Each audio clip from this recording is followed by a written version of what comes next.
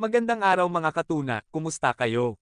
500 followers na tayo, nagpapasalamat kami sa panonood ninyo sa aming fishing vlogs. Ito pala share namin sa inyo ang napakaganda ng view dito sa Cantilan Island, sa Surigao del Sur. Marami dito mga turista dahil sa napakagandang tanawin.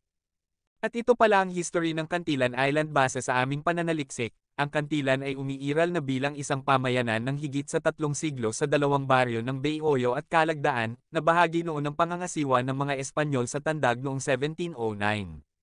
Ang pamayanan ng Ilihan ay kasama rin sa lugar ng Cantilan noon.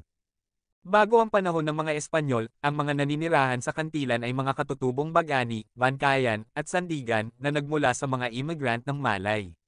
Minsan, ang mga unang naninirahan ay pinilit na sumali at makipaglaban sa mga grupong nagpapangahas para sa mga alipin at nagpapang-plunder.